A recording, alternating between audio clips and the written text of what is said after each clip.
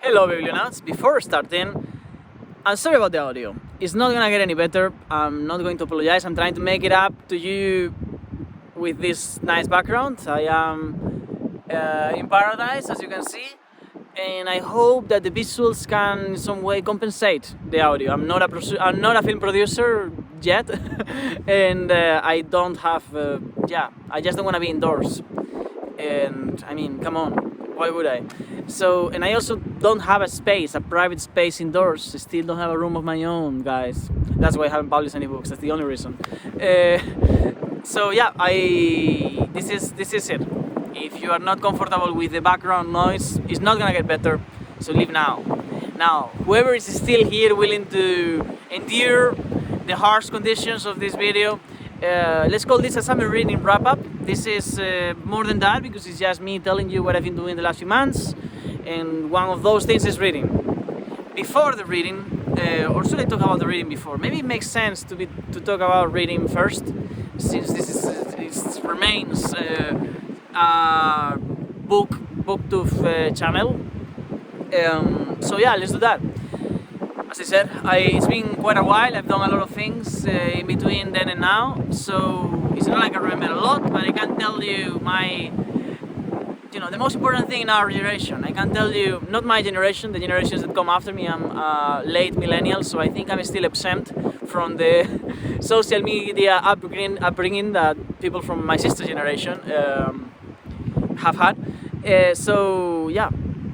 I will tell you how I feel about the books I read, since I cannot do much more than that. I don't have a prepared summary, and my reflections are lost in time like tears in the wind. Or is it in the rain? Tears in the rain. Well, tears in the wind in this case. So yeah, the books, I think they go in pairs, because almost every book that I read and the next one has a theme. They share themes. So the first two books that I read, the last two books that I read before leaving BookTube, were Breathing Sweetgrass and The Mushroom at the End of the World. And I loved both of them, and I did not expect to like either of them. Why? Because I had written about 30,000 words on the philosophy of ecology, the philosophy of plants, all these very latest academic research on like ecological philosophy, and I thought that reading Breathing Sweetgrass and reading The Mushroom at the End of the World was not gonna bring anything new to the table for me. It was just gonna give me introductory reflections about subjects that I had been thinking about for the whole last semester of uni, because I had been mainly focusing on things to do with nature from a philosophical standpoint, and that was partially true. I didn't definitely find any revelations in reading these two books. You might, if you haven't thought about these topics a lot. However, both of them were very well written. I found reading Breathing Sweetgrass particularly cozy. Yeah, I loved reading Breathing Sweetgrass. I think it did to me what some people says Charles Dickens does to them. Charles Dickens just irritates me, but Breathing Sweetgrass was very nice. It's full of anecdotes. It's I think it's the place where this infamous expression of indigenous science was first coined, and I was glad to discover that it was not as simplified as it was afterwards in ideological circles, where they instrumentalized that concept into something else that is a denial of science. Indigenous science is just a form of assertion of the fact that of course, pre-scientific, in the Hippocratic sense, pre-scientific cultures did have their own form of science, their own form of empiric knowledge about the world, and that wasn't polluted by capitalist values, as it is right now, where pretty much every scientific achievement that we do, every form of scientific research, has to be instrumental to the growth of our economy, etc., etc., etc. That's as far as we will go in defending Breathing Sweetgrass. It was really nice, and it's just full of like many cases common sense, contemplation, and empathy for the natural world, which is something that I'd say is rare, in books especially, at least in the books that I read, because Descartes thought that animals were machines, and I am a philosophy student. So yeah, Brains with Grass, very nice, very beautiful. Just a person going about their life. I think she has children, and she like makes a pond in there. I remember this part where it's like she makes a pond for the children to like swim, and she finds herself removing the plant from the pond so that the water is clear.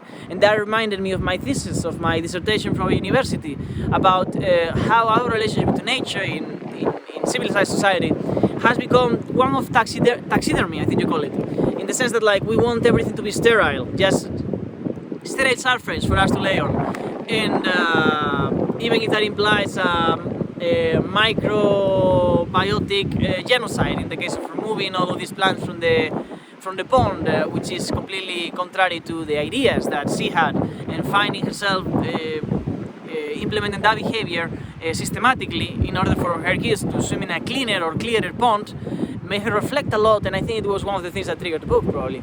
But this is far in time, months from now. Mars of the End of the World, I'd say, is even better as a book. I found it a lot more deep in its reflections, but maybe less sincere, more academic, more focused on deconstructing capitalism, etc. Great book, however. It's a good book. It's about these Japanese practices of picking, I think, shiitake mushrooms. I think it's shiitake. I'm not sure what kind. Matsuki. No, I don't remember the name of the mushroom. I think it might be shiitake. But it's more about how these practices reflect type of non-instrumental thinking, contemplation, routine that is a little bit of an exception nowadays, and how we can learn from them and implement them into our behavior with different things, of course, because we don't all have to become mycologists, in order to change our relationship to the natural world and to our own lives and our own time on this earth. So those were two great books. It was just about them when I began reading probably one of the best novels I have ever read. And however, that being true, I haven't finished it. I don't know why I'm struggling so much to finish this book, because it's great. Every time I open a page I love it, but sometimes so much was happening at the same time, and I was starting other books all at the same time as well, that I just found myself unable to finish it. And even now I'm like, should I start again? I'm almost done with the book, but everything is sort of like blurred. And that's the Temple of the Golden Pavilion from Mishima. I wanted to have a Mishima month, and it was not possible because I got stuck on this book. A great book. I read almost all of it, but I haven't finished it, and I don't know why, because it's been months since I started it. And this is a book that ordinarily I would take 2 days to read. So yeah, it's there. It's an amazing book. A young kid, son of a priest, who is a stutterer, going to school and living in sort of like this. I think during the war in Japan or post-war, something like that. It's been a while, but yeah, it's a great book. Mishima is an incredible writer, and everything there is just amazing. I love the book. I think it's very good. I will reread it, and I will probably make. We will talk about me and the channel and the things I will make and will not make at the end of the video. But first, let's get to the bookish part, which is what you're here for. Great book. That's all I want to say about the Temple of the Golden Pavilion. Now I have a list here because I am gonna forget. Yeah, of course. Then I also read 2 sci-fi books. Of all the 8-9 sci-fi books that I had promised myself to read, I read 2. I read Forever War, which wasn't even in the list in the first place, and I didn't love it. Felt a little bit like all of these anti-war books that are just like war is really bad and war never ends and war makes no fucking sense. Written well, entertaining story, but it was just that kind of message on sci-fi. Great scope, beautiful in every way, but I was, like, I don't know, when I just want to be entertained, in a way that seems achievable by other means, I just watch a movie. Like, for me, I am looking for a little bit more substance when I'm in a book, because since the book doesn't require the infrastructure and the preparation that other mediums require. It just requires a person with a pencil. I'm always expecting to be taken a little bit further when I'm reading a book. So because of that, it was like, you know, a book that I think is good. I have no significant complaint about it, but I also didn't feel like, you know, it's one of those books that I don't think left me with any lasting impression. But that might also have been the context, because most of these books I was reading on my breaks. I was working as a boat captain, and while people was diving, I was laying on the roof of the days I didn't have to dive myself. I was laying on the roof of the boat on the sun, just reading and multitasking at the same time. You know, the engine breaks, I have to fix it, all of those things. So yeah, I do recommend it. I think it's a fun book. I think if you like, yeah, I think it's a fun book. It's exactly the Forever War. Imagine, you know, like some grand sci-fi narrative, and if you are into that, this is not a book that will disappoint you. But it did not surprise me, which I was expecting to be surprised. But maybe I should sit down and fucking read A Fire Upon the Deep already, since that seems to be the book that's gonna blow my mind, as I heard many times by channels like Bookbuild. So yeah, that's one of the sci-fis. The other one did surprise, the other one did impress, the other one almost became one of my favorite books. It's all right on the edge. It's not on my top. I have like a top 50 of favorite books. It's like somewhere around number 50. It's Hot House by Brian Aldiss. It's a book, original, as original as it can take it. It's not a post-human world, but a post-human hegemony world, in the sense that, like, not only are we no longer the ruling species of the planet, but we have our size.